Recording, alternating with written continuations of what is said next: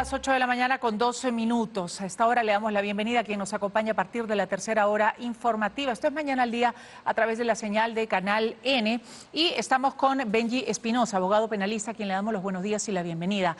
Gracias por estar con nosotros esta mañana. Buen día, Melissa. Muchas gracias. Bueno, 65% de aportantes a la campaña de Ciro Castillo, por lo menos que figuran así, la campaña de Ciro Castillo, han obtenido beneficios con el gobierno regional del Callao, en algunos casos por hasta 480.000 soles. Son proveedores que en muchos casos no tienen experiencia previa en contratación con el Estado, lo que haría pensar que se trata del pago de favores. Esta es una situación irregular. En todo caso, desde su punto de vista, ¿configura algún delito? ¿Hay una situación que se pueda ver como ilegal dentro del accionar del gobierno regional del Callao encabezado por Ciro Castillo?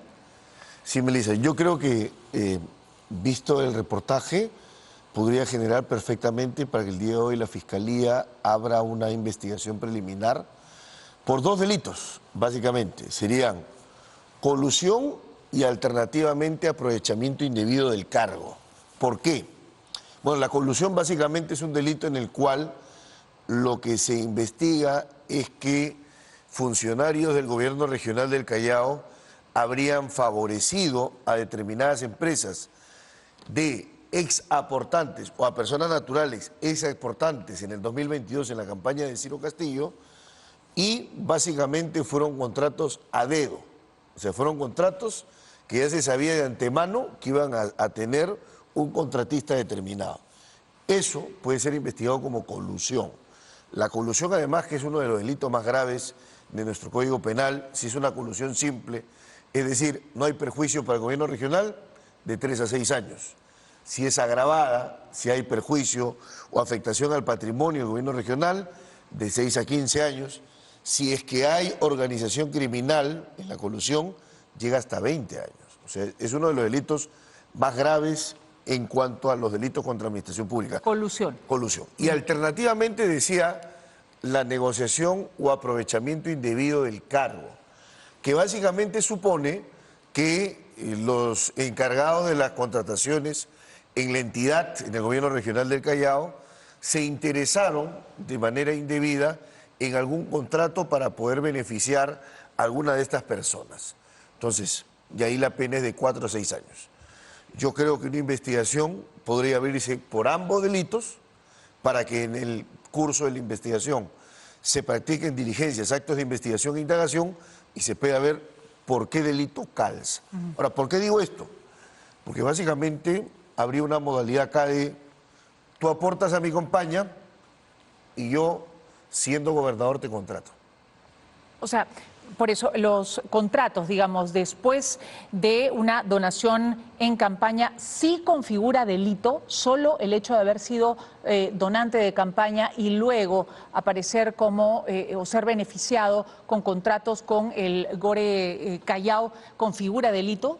En sí mismo, lo que configura es básicamente un indicio para investigar delitos. Oh, correcto. Es decir, a ver, que podría derivar entonces en colusión y aprovechamiento indebido del cargo. O aprovechamiento indebido del cargo, exacto. ¿Por qué? Porque yo dejo fuera el tema del financiamiento prohibido de partidos políticos, porque, digamos, estaría dentro de los montos que se permiten. O sea, no se discute eso. La discusión es que en el 2022 yo recibo aportes y en el 2023, 2024, 2025 te beneficio con contratos. Por eso hay que examinar contrato por contrato. Cada servicio que se haya contratado, cada bien que se haya adquirido, va a tener que ser examinado con absoluta exhaustividad para poder determinar los indicios de colusión y negociación incompleta. Hay un hecho en concreto y hay un número en concreto. 65% de los aportantes, lo que hablaría de un modus operandi dentro del Gore Callao. Es una cantidad grande, pues estamos hablando, en resumen, de casi 7 de cada 10 aportantes han obtenido contrato. O sea, muy pocos se han quedado fuera de obtener contratos en el gobierno regional. Si además hay una persona que con 2 empresas sumadas tiene contratos de hasta casi 1 millón de soles. Es decir, no es un monto menor. Por eso es que en el reportaje se decía, podría tratarse, en condicional, porque esto se va a investigar, podría tratarse de una inversión rentable. De un negocio, digamos, De un entre negocio. comillas, dentro de... Exactamente. Ahora, Ciro Castillo, en todo caso, no es la primera vez que se ve involucrado en hechos aparentemente o presuntamente ilícitos o ilegales, porque ya la Procuraduría lo había denunciado por presuntos actos de corrupción en el año 2023. Sí, eso fue motivado, engatillado por la intervención de quien sería su pareja sentimental dentro del gobierno regional de Callao y sería, digamos, el Un pago de poder 150.000 tras la sombra, soles. ¿no? Claro, por un pago de 150.000 soles. Exacto. Y eso ha generado que tenga ya carpetas fiscales abiertas Exacto. el gobernador Ciro Castillo. Esta sería una más. Porque acá hay que dar un mensaje claro. Es decir, a ver, el patrimonio público es intangible. O sea, tú no puedes utilizar los recursos del Estado para pagar favores políticos. O sea, porque aportó en la campaña no garantiza que yo tenga que darte contrato. Hay un testimonio muy elocuente de una señora que fungió como personera, ella y su esposo, en la campaña. Y que ella testifica, ella declara y dice, a mí Ciro Castillo me dijo que no nos preocupemos, que mi esposo y yo íbamos a tener trabajo en la región. Tuvimos algunos, pero no fue suficiente. Exacto, exacto.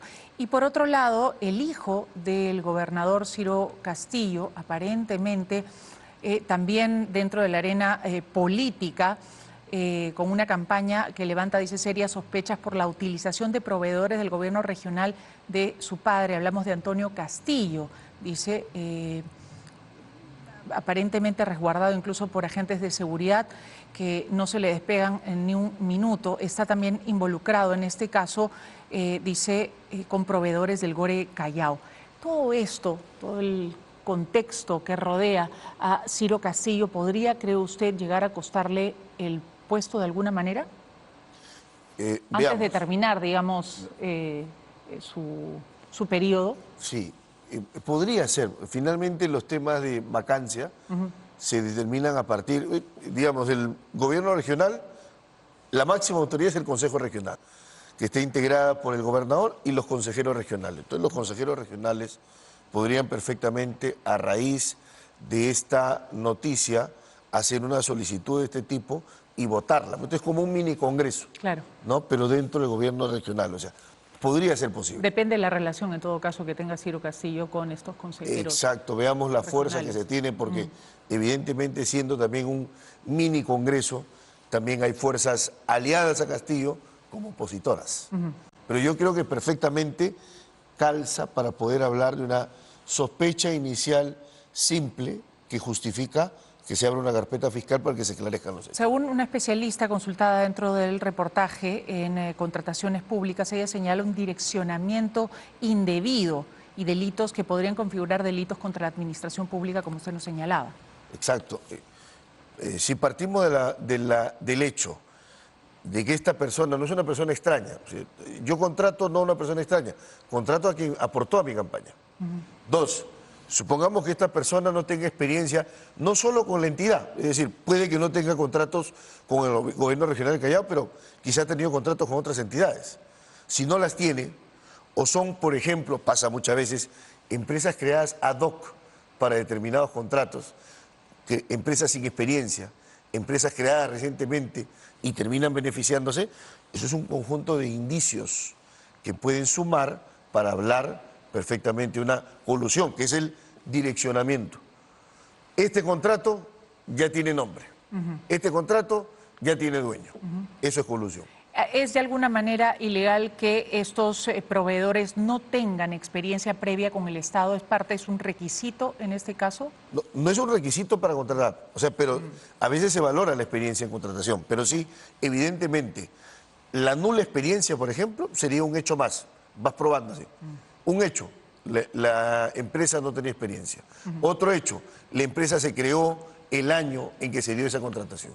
Otro hecho, la empresa tiene como representante legal a la persona que 2 años atrás había aportado a la campaña de Ciro Castillo. Y así va sumando hechos. Ujú, correcto. Bueno, ese es un tema. Hay otro tema que tiene relación con el jefe del INPE, Iván Paredes. Ayer se han mostrado una serie de audios en el programa Cuarto Poder y viene enfrentando, entendemos, una denuncia fiscal. Son más de 10 audios, en este caso que lo vinculan con una supuesta negociación para liberar a un ex policía condenado por un secuestro agravado. Dice que le pagaron 80.000 soles, un testigo, pero que él no cumplió. ¿De qué delito estaríamos hablando? Y nuevamente, si esto le puede costar el cargo, debería en todo caso serlo así, a Iván Paredes. Estaríamos hablando del delito de tráfico de influencias, del artículo 400 del Código Penal. El tráfico de influencias significa en buena cuenta que una persona dice tener influencias para resolver un caso, obtener la liberación de este ex policía procesado por un delito grave que es secuestro agravado. Y agravado a cambio, significa con agravado quiere decir daño a la víctima. Agravado puede ser porque la víctima murió. Ajá. Agravado puede ser por la comisión por parte de organización criminal. Es, digamos, de los delitos más graves también del Código Penal. Exacto. Porque incluso el secuestro agravado puede ocasionar la cadena perpetua. Exacto. Para una persona. Entonces, básicamente la imputación es que Iván Paredes, como abogado, no como presidente del INPE, como abogado, Ajá, habría ofrecido, ¿no es cierto?, una libertad para influir en determinado funcionario a cambio de un pago y que habría recibido 80.000 soles. Básicamente los audios dan cuenta de que hay, digamos, una deuda del abogado Paredes con sus exclientes. Pero además hay algo que es importante.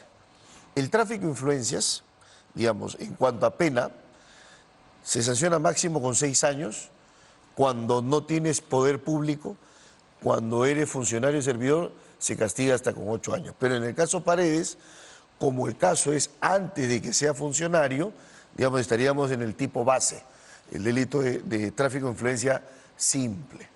¿Los audios para qué sirven? Básicamente para probar el caso. Ahora, estos audios solo tendrían valor probatorio si es que hay 2 tipos de pericias. Uno, la pericia fonética, que establezca que la voz que aparece allí es la voz de Iván Paredes. Y segundo, la pericia de análisis digital forense, que establezca que esa grabación no ha sido manipulada, alterada, no está editada. cortada, no está alterada, exacto. Ajá, entonces tienen que haber, digamos, estas pesquisas previas para poder determinar este punto importante que efectivamente el audio corresponde a la voz de Iván Paredes. Exacto. Entonces, ¿cuáles son los límites, digamos, de un abogado? Un abogado puede decirle a su cliente que, digamos, hará uso y se valdrá de los medios necesarios y sus influencias para poder lograr la libertad de una persona procesada por un delito tan grave como secuestro agravado. De ninguna manera. Los abogados tenemos límites. Lo que nosotros tenemos que ofrecer es defensa. Y la defensa siempre es una obligación de medios, nunca de resultado. Yo lo que le digo siempre a mis clientes es, yo prometo defenderte de la mejor forma de vida, con diligencia, con competencia, con conocimiento, presentar todos los recursos que se puedan presentar. Pero yo no te puedo asegurar un resultado, porque el resultado está en manos del juez. Y eso escapa de mis manos. Hay que ser muy claros, hay que ser siempre avaros, hay que ser siempre modestos en la oferta al cliente.